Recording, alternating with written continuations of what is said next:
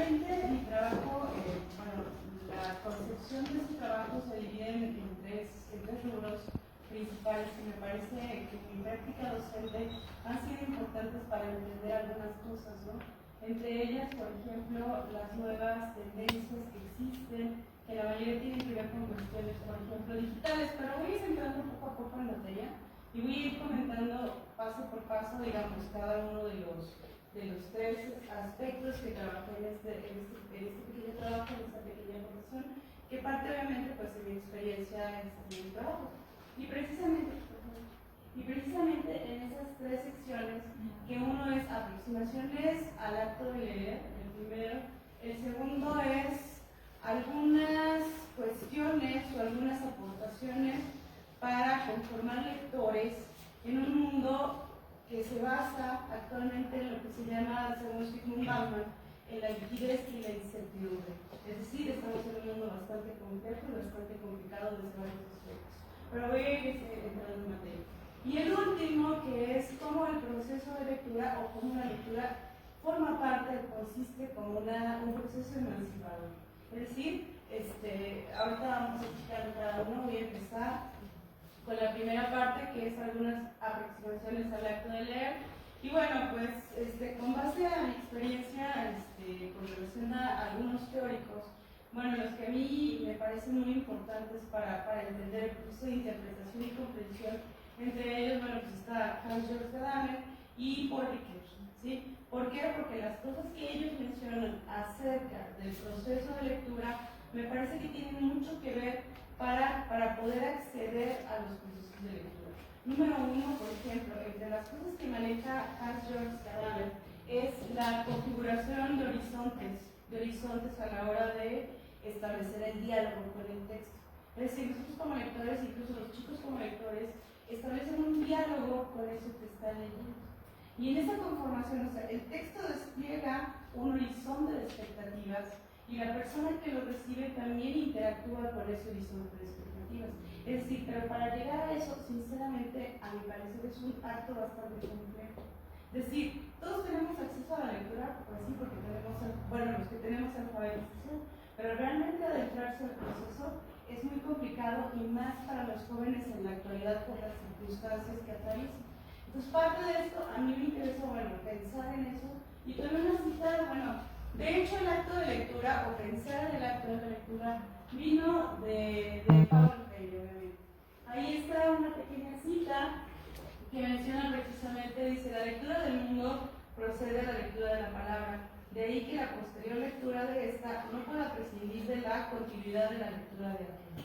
Es decir, en este maravilloso libro que a mí me gustó muchísimo, habla precisamente que antes de la lectura, antes de aprender a leer, los seres humanos leemos el entorno, leemos lo que hay a nuestro alrededor. Y conectándolo un poquito con Hans-Georg Gadamer, porque pues tenemos que atravesar por procesos de interpretación. Todos los sujetos somos sujetos interpretantes. ¿Sí? Apreciamos la realidad desde diferentes perspectivas. ¿Por qué es importante saber esto? ¿Por qué es importante comprender esos aspectos? Porque si yo quiero decirle a los jóvenes, pues lean, o lean tal cosa, primero tengo que ver si realmente estoy cruzando esa frontera y si realmente estoy logrando que el joven haga ese diálogo con el texto. ¿Sí? Y es bastante complicado a mi parecer. Bueno, entonces la parte de las aproximaciones al acto de leer, una de las cosas que me parece sumamente importante es, y eso lo veo en la sección número 2, es precisamente pues, las nuevas formas de lectura, ¿sí? Es decir, obviamente a través de la experiencia, por ejemplo, primero vamos a partir de qué es un texto. Un texto es algo que está ahí para quedar, digamos, para estar inscrito en una hoja, para estar inscrito en un libro, es algo que se queda allí, que aparece para quedarse allí. Pero lo importante de todo eso es realmente lo que contiene, es decir, es la cifra de lo que contiene. Es como diría Irene Vallejo con ese maravilloso libro que se llama El infinito en un junco, que habla precisamente de esta genealogía que hace de toda la lectura, ¿no? Es decir, dice que, por ejemplo, los textos que no pasan de nuevos formatos están o tienden a desaparecer. ¿Sí? Es decir, es una de las cuestiones que nosotros estamos viendo en la mayoría de los jóvenes. Están desapareciendo muchos formatos. ¿Por qué? Porque si no se transforman o se modifican, tienden a desaparecer. ¿Sí? Entonces, es una de las cosas que hay que aceptar en ese sentido, y pues hay que ver alternativas. Ahorita les voy a comentar algunas de esas alternativas. Pasando lo de que es un texto, que es algo que está ahí, digamos, escrito, que está ahí para permanecer, ¿no? Por favor, sí. Bueno, pensando en eso, bueno, ¿qué es la lectura? En realidad, ¿qué significa la lectura? Desde varias perspectivas, y en especial ese texto que yo consulté varios textos para realizar esto. Bueno, la lectura es un acto que nos produce lo siguiente: está hecho para subrayar, para pensar, para dialogar, para interpretar, para conversar. Es decir, es un acto realmente, y es un acto que nos va a dejar ciertas cosas y nos va a abrir en ese sentido horizontes de expectativas. Fíjense que en el caso de Paul Ricoeur, bueno, que forma parte de esta escuela hermenéutica, pues lo que busca precisamente es entender el proceso de interpretación, para lo cual habla de procesos noéticos. ¿Qué quiere decir? Que la persona que se adentra, por ejemplo, al texto, lo que necesita es usar, entre otras cosas, pues sus sensaciones, sus experiencias y su intelecto. Es decir, son varios procesos y también tienen que ver con la capacidad del lector. También retomo en esta primera parte lo que hace Humberto Eco con el lector modelo, lector en fábula, que explica precisamente la conformación de un lector modelo que verdaderamente no existe.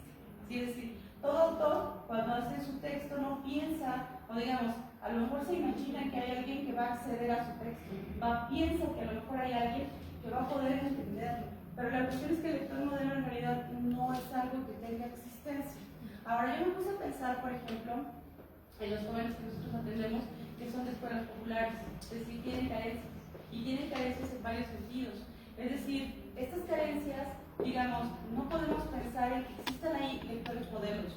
Hay pseudolectores que difícilmente comprenden lo que leen, ¿sí? Y esa es una de las crisis que me parece más interesante, porque lo veo. Es decir, si no se les ayuda en la comprensión, realmente no acceden solos a muchos procesos del texto, ¿sí? Bien, entonces, en la segunda parte de lo que manejo con relación a esto, que bueno, también revisé algunos textos como Verdad y Método, y bueno, el lector en fábula, y hago bueno esta reflexión sobre la imposibilidad del acceso a muchos textos, porque fíjense, otra de las cosas es que en el caso digamos, el significado lo da uno como lector, ¿sí? Y cuando no significa un texto, para mí es un texto vacío, ¿sí? Es decir, es algo que no me dice nada, que no entabla una relación conmigo. Entonces, si el texto está vacío, difícilmente puedo hacer algún proceso reflexivo o algún proceso de pensamiento. Es decir, ahí es donde se cuarta. Y yo creo que la crisis de la comprensión lectora nos afecta a todas las áreas del conocimiento. Entonces, por eso me parece un tema sumamente interesante y sumamente importante. Bien, entonces, paso al segundo tema, que sería... bueno, aquí habla sobre la lectura del mundo, y algo muy interesante, por ejemplo, y voy a revisarlo aquí, estaba pensando, por ejemplo, la situación, porque ¿qué relación tiene, por ejemplo, que los jóvenes actualmente no lean textos extensos? Es decir, ya no hay una lectura de tantos textos extensos, por lo menos en las escuelas populares cuesta muchísimo trabajo. ¿Cuál es la cosa? Esa es la pregunta de la cual arranco yo para pensar así. Y una de las cosas que me gustó mucho, y una de las reflexiones que me pareció interesante, fue la comprensión que tiene del proceso a nivel mundial desde Zygmunt Bauman, ¿sí? Cuando habla, por ejemplo, de la vida líquida, que más o menos sale en el 2005, este texto habla precisamente de que, digamos que los seres humanos estamos inmersos, y sobre todo los jóvenes, en un mundo que cambia rápidamente y que necesita la inmediatez. Parte de la inmediatez nos hace, digamos, no acercarnos y no tener la tranquilidad o la paciencia para acceder a lecturas complejas o extensas. ¿Sí? Es decir, en esta parte de la liquidez me parece interesante este punto, porque precisamente reflexiona con respecto a pues a todas las cuestiones que están sucediendo con este proceso de lo instantáneo. Los jóvenes ya quieren todo así, ¿sí? Es decir, dado casi pues comprendido y dado, les comento esto porque yo vengo de una generación donde todavía el internet no era como la base, ¿no? Digamos que era como adaptar igual que las personas que digamos, accedieron al internet. Por eso me puedo manejar sin problemas, por ejemplo, con el PDF y también con el texto. Pero lo que sí observo es que hay una transición, y aquí viene el punto interesante. Hay una transición, por ejemplo, en las nuevas plataformas. Y de hecho yo de comentarlo y platicarlo, bueno, o sea, la pregunta es, bueno, ¿qué leen los jóvenes que no leen libros? Porque sí están leyendo y sí están interpretando el mundo a su manera. Número 1, cuestiones de Facebook. Número 2, Instagram. Número 3, Wattpad. Porque el Wattpad les gusta mucho y son historias que incluso tienen unas faltas de ortografía impresionantes, pero que a ellos les gusta bastante.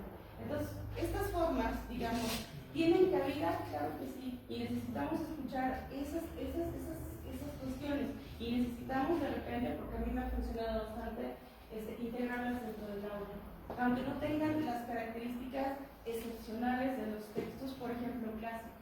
O sea, yo mi formación es, por ejemplo, adorar los textos clásicos, los canónicos, Tolstoy, no sé, Balzac, y etcétera, etcétera. Pero la cuestión es que estamos en otros tiempos y hay otras necesidades, ¿sí? Y esa transición, del que también habla precisamente esta autora que se llama Irene Vallejo, es la transición de un formato a otro. Y estos nuevos formatos, aunque a algunos momentos están siendo desdeñados, pues están ahí y están existiendo a su manera. Bien, con relación al problema de la incertidumbre, Edgar Morin, el francés, también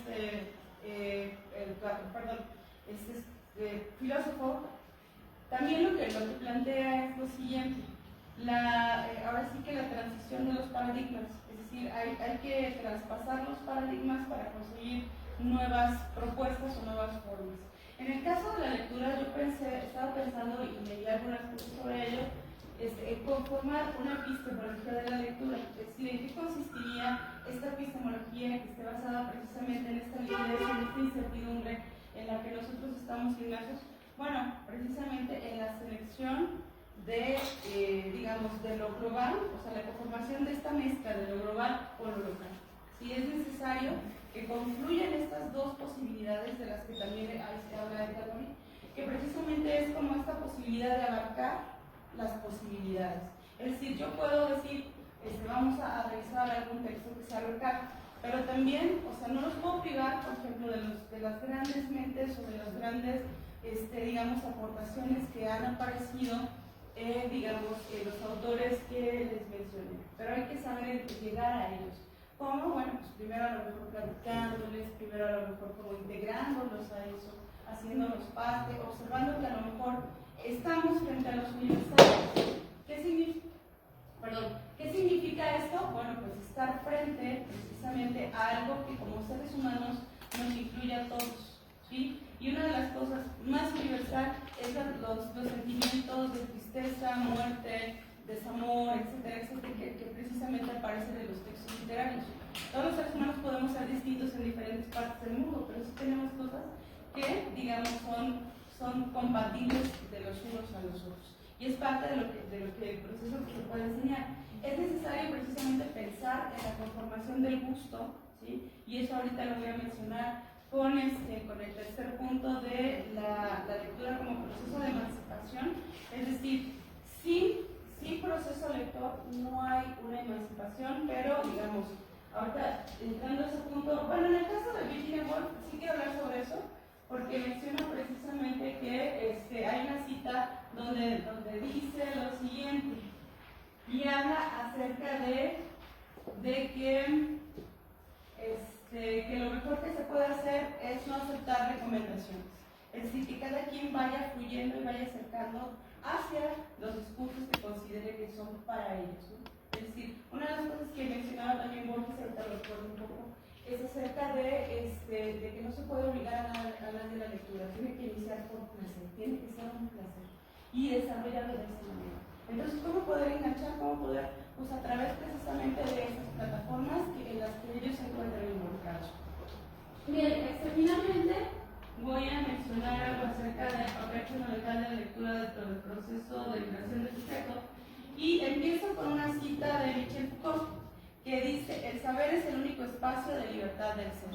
Es decir, en realidad, acceder al conocimiento, acceder a la lectura, acceder a los procesos espontáneos de comprensión del mundo, me parece que es una entidad, un momento en el cual se experimenta la verdadera libertad. Bueno, desde mi perspectiva también. Bien, entonces, hablo también, por ejemplo, de este proceso de emancipación que tiene que ver, entre otras cosas, con lo que se menciona de... Sí. Bueno, ahí está lo de la diversificación de las plataformas. ¿Un poquito más? Ok, en este libro, sí, que se llama El Poder de Leer, todavía estoy en esta parte del Poder de Leer, habla de toda una cuestión de estadísticas de un pedagogo francés que menciona precisamente cuáles son las cualidades que se deben de tener para que nosotros vayamos introduciendo a los jóvenes a la lectura. Bueno, pero en el caso son contextos muy distintos, son jóvenes franceses, es muy diferente la cuestión, pero lo que sí menciona es esta parte de que tiene que ser precisamente un proceso donde se genere placer. Bien, el papel fundamental, bueno, ahí está lo de la emancipación, y quiero hablar sobre, bueno, la lectura crítica de la realidad, precisamente, bueno, varios exponentes tales como Slavoj Žižek también maneja precisamente esta percepción de los nuevos discursos en la introducción de la construcción de nuevas, digamos, de nuevas identidades. Lo primero que también mencionaba, por ejemplo, Bauman, es que en el mundo líquido las identidades, no hay identidades fijas, sino que todo es cambiante. Es decir, incluso, por ejemplo, ahora estaba pensando en muchos de mis alumnos que mencionan precisamente la introducción de... Perdón. Bueno, entonces termino con nada más diciendo que bueno, que se necesita todo este proceso lector para, digamos, o todas estas reflexiones para introducir a los adolescentes en la lectura.